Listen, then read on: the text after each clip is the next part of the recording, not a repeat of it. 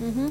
¿Qué se robaron en definitiva del móvil, Francisco? Se robaron entonces la cámara, el trípode, eso en cuanto al móvil. Estaba esta persona que se había acercado a mí se iba a llevar, que tenía en su poder Federico uno de los transmisores que usamos, digamos, para trabajar. Finalmente o se le escurrió entre las manos o finalmente optó por no llevarlo, no se lo llevó. Entonces estas dos cosas, cámara, trípode y por el otro lado mi celular y mi billetera. Uh-huh. ¿Qué dice la gente del barrio respecto de lo que les pasó? Me imagino que habrá habido repercusiones.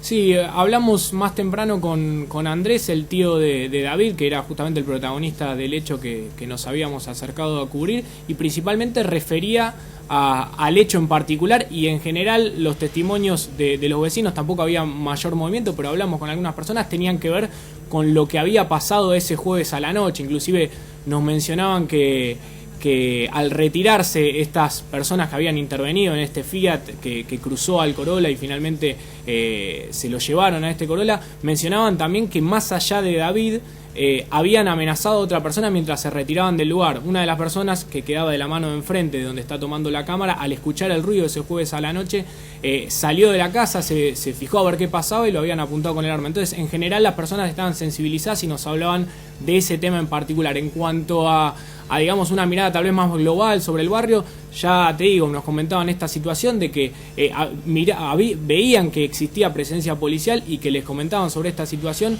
pero no había mayores novedades, o mejor dicho, no había mayores soluciones al problema que ellos encontraron. Y por el otro lado, otros, hablamos con una persona que se había acercado, que estaba a cargo o era uno de los responsables de un grupo de Facebook de Pompeya contra este tipo de ilícitos, que mencionaba también que habían bajado un poco los controles por parte de las fuerzas policiales. Así que por un lado teníamos testimonios que reclamaban más y otros que reclamaban que se dé de otra forma el trabajo por parte de las fuerzas de seguridad. Francisco, imagino que inmediatamente alguno de tus compañeros sacó el celular y llamó al 911. Sí, enseguida de ocurrido esto y la policía llegó más o menos a los 15-20 minutos. Primero llegó la gendarmería y luego se sumó un efectivo de la policía de la ciudad y posteriormente ya nos dirigimos a la comisaría 34 ahí ubicada en la calle Quilmes. Es decir, marcaron el 911 y a los 20 minutos apareció el patrullero. Sí, así es, sí. En la comisaría, cuando ustedes ya estaban declarando todo lo que había pasado, ¿hubo alguna pregunta, algo que yo no te haya hecho ahora que quieras destacar?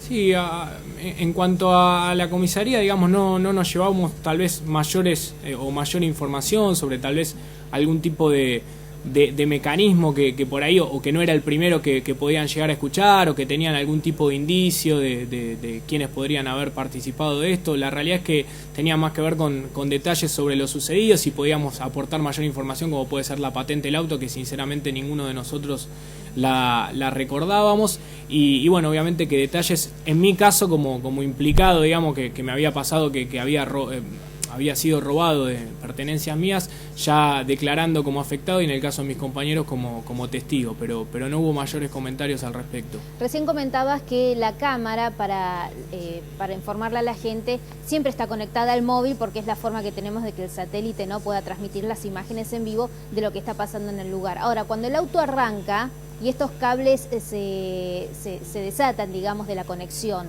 ¿queda entonces la cámara rota de ellos o se rompe la conexión del móvil? ¿Ustedes sienten el tirón del móvil cuando no, se pasa? De hecho nos dimos cuenta después que a un costado del móvil quedaba, digamos, el cable cortado, pero la realidad es que a la cámara, por lo que llegamos a ver, no tuvo mayores inconvenientes. Igualmente era como la parte del pie, del trípode, la parte que se veía, y la cámara fue lo primero que se metió y era lo que quedaba en el interior del auto, pero por lo que vimos, finalmente se terminaron con esta imagen casi cómica, ¿no?, de medio trípode saliendo por la ventana. Se terminaron retirando sin mayores inconvenientes.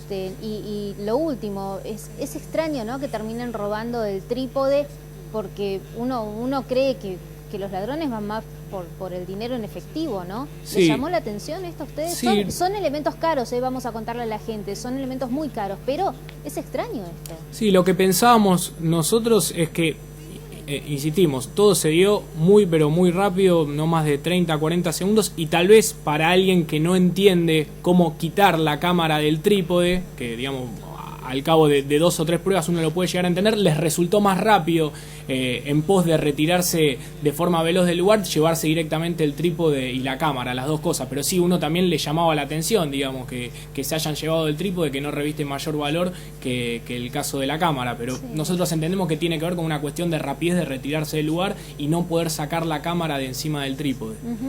Francisco, lamentamos mucho lo que le tocó vivir a todo el equipo de móvil de Canal 26 en Pompeya y nos solidarizamos con ustedes desde ya.